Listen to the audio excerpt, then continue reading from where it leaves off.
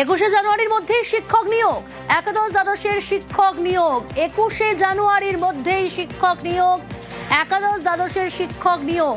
শিক্ষক নিয়োগের চূড়ান্ত প্যানেল তৈরি।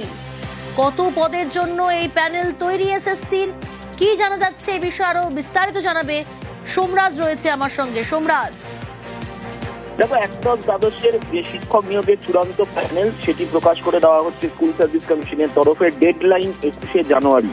21শে জানুয়ারির মধ্যেই এই প্যানেল প্রকাশ করা হবে বলে আমরা সূত্র মারফত জানতে পারছি। ইতিমধ্যেই রাজ্যের শীর্ষ স্তর থেকে প্যানেল প্রকাশ করার জন্য সবুজ সংকেত পেয়ে গেছে এসএসসি। 12,514টি শূন্যপদ রয়েছে এই একাদশ দ্বাদশের শিক্ষক নিয়োগের। গত সপ্তাহেই ইতিমধ্যে ইন্টারভিউ প্রক্রিয়া শেষ করে ফেলেছে এসএসসি, যেটা আরো জানা যাচ্ছে বিষয় ভিত্তিক, মাধ্যম ভিত্তিক এবং সংরক্ষণ ভিত্তিক এই তিনটি ক্যাটাগরিতে মেধা তালিকা এসএসসি প্রকাশ করা হবে।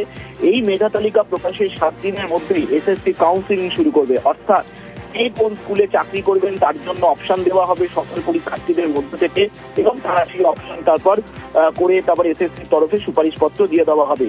ফেব্রুয়ারি মাসের মধ্যেই রাজ্যের স্কুলে স্কুলে একাদশ দ্বাদশ স্তরের শিক্ষক শিক্ষিকা নিয়োগ করে দেওয়া হচ্ছে বলেই এসএসসি সূত্রে আমরা জানতে পারছি।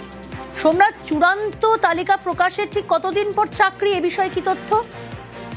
দেখো, চূড়ান্ত মেধা তালিকা যে প্রকাশ করে দেওয়া হবে তার 7 দিনের মধ্যেই কাউন্সিলিং শুরু করে দেওয়া হবে।